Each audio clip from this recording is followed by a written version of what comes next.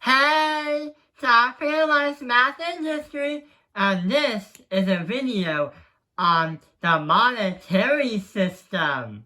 So what we're gonna do is understand what kind of system this is, because the videos we've done in the past were about the financial system with savers and investors. So how is this gonna work, and how does this apply to math? Well, tomorrow there's going to be another video explaining the mathematics part. We just have to go down to the basics of what the system looks like and how does it work. So, we have one thing right here. We have the Federal Reserve. And the Federal Reserve is also known as the Bank of the United States of America. The thing is, to run a monetary system and to understand how money flows through America, the Federal Reserve itself cannot do it in one job. So what they are going to do is split the work among another set of banks. The Federal Reserve is in Washington, D.C., District of Columbia, the United States capital. So when we split the jobs, there are going to be 12 banks. These banks are distributed all over America, and then they cover each different region of the nation. The most important of the 12 banks is going to be the New York Regional Bank. So the New York Regional Bank is the most important out of the 12 banks right here. And the reason why is because its power and how money flows within the nation, there are 3 things that it can do. Let's list them. So, what they can do is increase the supply of money in the public or decrease the supply of money in the public. This whole system is actually separate than the United States government. So what they can do is solution number 1, or number 1, we're going to have, also known as FOMC bonds. So we understand what bonds are, but what is FOMC? Well, when we talk about FOMC, it is basically the FOMC represents the Federal Open Market Committee. And that committee is going to help with how much money they have and how much money is currently flowing through the nation.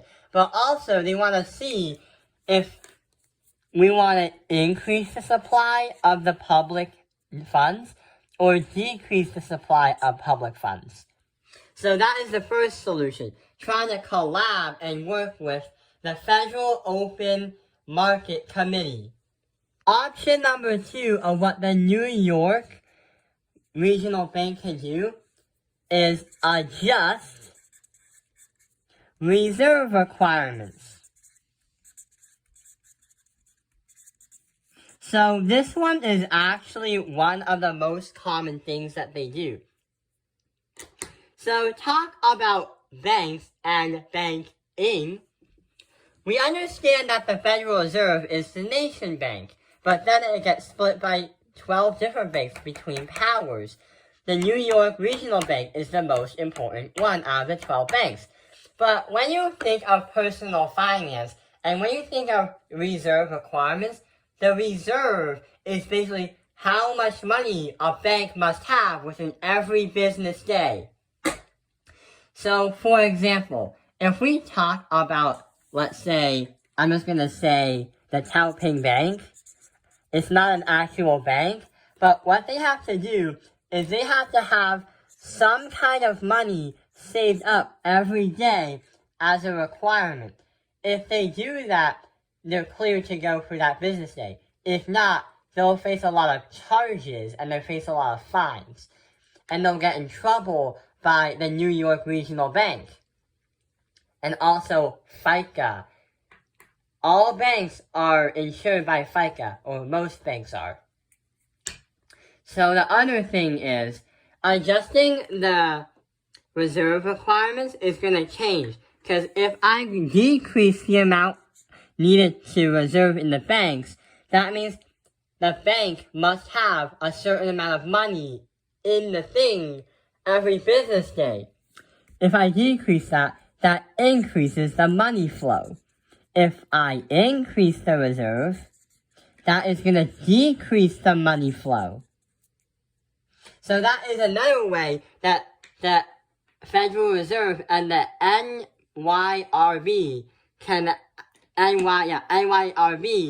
actually change the flow of the money. The third reason is self-explanatory. It's adjusting the federal fund rate.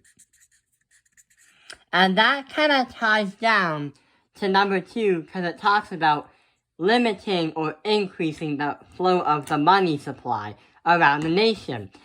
They kind of are almost the exact same thing, but when you adjust the federal fund rate, it's basically the different interest rates that a bank has, and also what a bank can do in case they want to interact with other banks or do something about that. So, how does the Federal Reserve meet together? So the last thing we have to talk about before this video ends is how does the meeting work?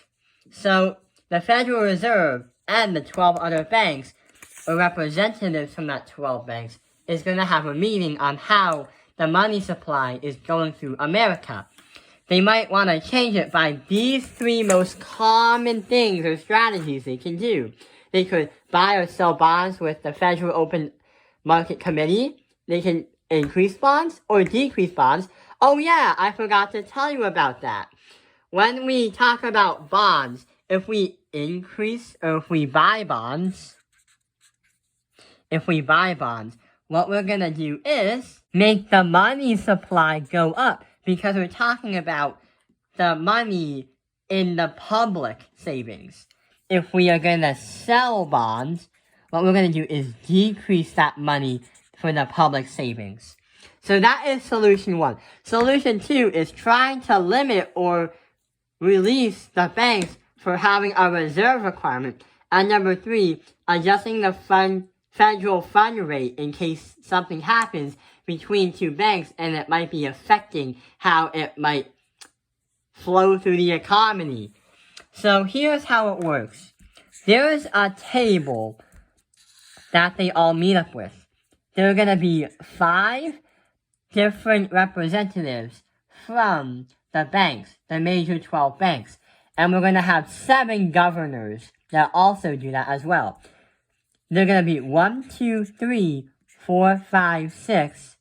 And there might be other people right here, like 7, 8, 9, 10, 11, 12.